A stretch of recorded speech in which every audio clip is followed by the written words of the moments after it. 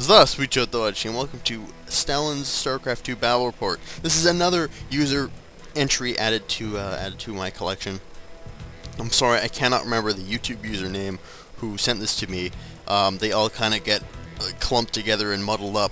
And if you really want to, if you're really gung-ho about me remembering your name or everything, make sure you save the replay as this is so-and-so's replay when you send it to me. So when I load up the replay in Starcraft, I'll remember exactly whose it is. But I believe that this replay comes from this Starcraft player, Jordrock, and I'm sorry if whoever else sent it in is upset that I got them mistaken and assumed that it was someone who was not. But I believe this is who sent in the replay. So we have in this corner, we have Jordrock playing as the teal Protoss. On the other side, my ass is Ham as the purple Terran. Across the map, they face Danny, who is the blue Protoss, and Endable, who happens to be the red Protoss. So we got a very Protoss heavy match, with the exception of the purple Terran. Everyone on this map is Protoss. So I can assume we're going to see a lot of Stalkers, a lot of Void Rays, a lot of Zealots, and maybe a few Carriers if we're lucky. See some carrier battles that are gonna go down. Anyway, initially we can see that the blue, blue. I always get blue and purple mixed up. Not sure why. Purple Terran are gonna go in to wall off their base. Gonna defend it from enemy attackers. You can see that Jordrock has 2 gateways going down with the Zealot already out. Across the map we can see 2 Zealots from Danny and Endable, both of which are going for a dual gateway push.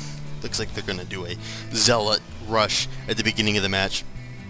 Very effective tactic, I think, because I've been on the receiving end of some of these Zealot rushes and on the dealing end of some of these Zealot rushes, and they can be very, very effective, especially with the ability Chrono Boost, or Chrono Blast, I'd rather call it because it sounds cooler. Anyway, to really push out these Zealots and really overwhelm an unprepared player before they can get any substantial forces out onto the field.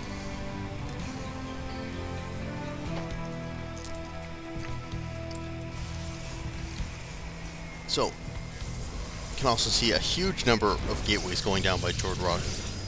Also got his cybernetics core researching Warp Gate. So it looks like he's going to go for Warp Gate, probably Warp and Stalkers. And we'll talk more about Warp Gate when we can see some of their real applications in action. I've been playing the Protoss a bit more, and begin to be more and more intimate with the nuances of that race and how they operate, and what works and what doesn't. Looks like there's I like it whenever you cancel a building, it explodes. There's a big, epic explosion that created a crater in the center of the Earth here, and then that crater apparently melted back into the Earth and disappeared somehow. Anyway, looks like we're going to get either a Reaper rush or mass marauders from my ass's Ham. Looks like he's he's researching the Reaper speed upgrade and putting out a couple Reapers of his own. So it looks like we're going to see a Reaper rush from him. Dual Zealot hordes moving out across the map. Looks like red and blue are going to take the initial momentum in this map. Going to be very aggressive with these Zealot hordes and going to move in and try and take these out. These guys don't have a lot of units to defend against this horde right now. 1 Zealot, 1 Stalker, 2 Marines, and 2 Reapers. However, Reapers are the perfect counter to Zealots and just mow Zealots down.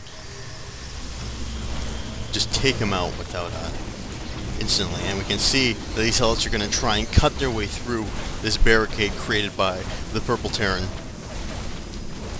Looks like this supply depot is going to go down. The supply depot is going to go down, and these guys are in the base, wreaking havoc, starting to tear up these Stalkers warped in by Jordrock. However, these Reapers are doing their job, tearing up the Zealot forces, taking no damage to themselves at all.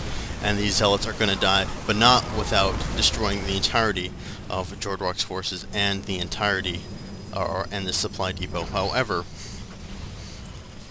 this purple Terran player is going to get off relatively unscathed, and they're going to continue to push the gate. However, My Ass's Ham has a Marauder out there. Great counters to Stalkers, and the shattered elements of this Protoss force are going to retreat back to base, try and lick their wounds, and try and regain the momentum and the initiative in this battle. We can also see the Purple Terrans Reapers going to go out for what's probably going to be a Reaper rush.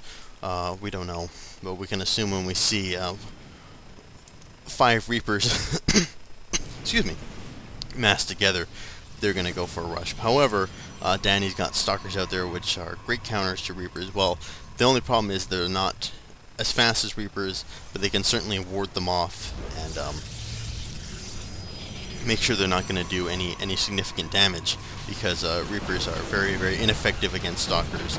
And as you can see, most of that Reaper force is going to get torn up. Only 2 remain, and they're going to flee away and remain here for, I believe, most of the game. I don't think they do anything else the rest of the game. Just going to make sure that these other players don't expand to this area. And now, I believe we get into a little bit of a lull here. Not a whole lot happens. Both sides a little bit punched out from that battle. Both are going to go back to their corners, rest up, recuperate, build up their economies, build up their tech trees before they're going to really engage in any kind of a significant battle.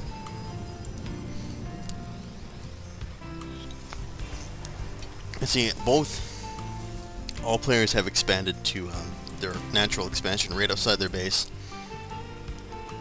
All players are currently expanding. Red and blue players haven't built their nexuses just yet, but they're going down. Looks like both red and blue also have plenty of photon cannons up to defend this area, and that Reaper is going to try and get in, going to get destroyed by those cannons, not going to be very effective, and just cut down.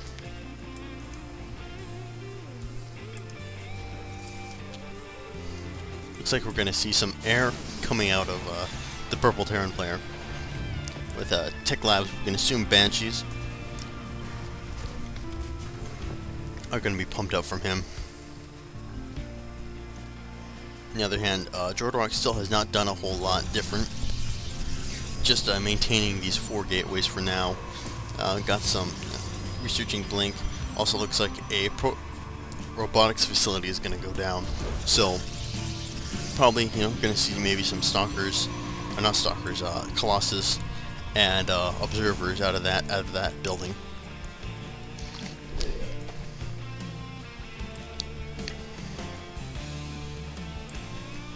So we also got a robotics facility coming up from Danny. Danny not doing a whole lot. Hasn't upgraded his gateways to warp gates, oddly enough.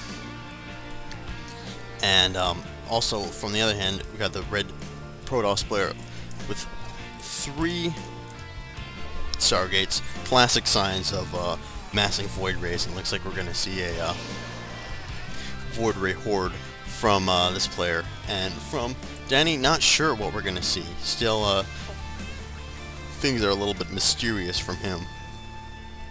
Hasn't made any significant technological pushes in either, Colossus or Air or warp gates. So he's still kind of a mystery. He's a little bit of a wild card. We can see definite pushes for mass Stalkers from Jordrock, and definitely a push to Air from my Ass's Ham. Also got down a starport with a reactor. Gonna see some Vikings in the field. So we're going to see an effective Banshee Viking kind of combination here.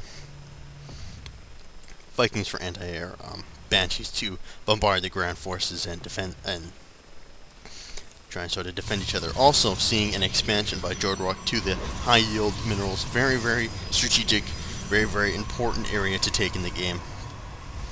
You definitely want to take these minerals because they're worth double than the blue minerals. Very important strategic advantage to have. Gonna get twice as many resources in half the time.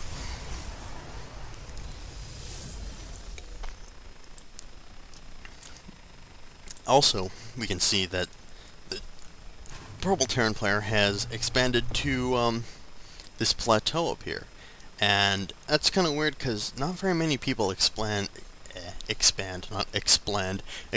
this plateau up here. Very, very hard position to defend. Not a good idea, I think. If you're going to expand, I'll probably expand over here because it's got at least ramps that you can somewhat defend.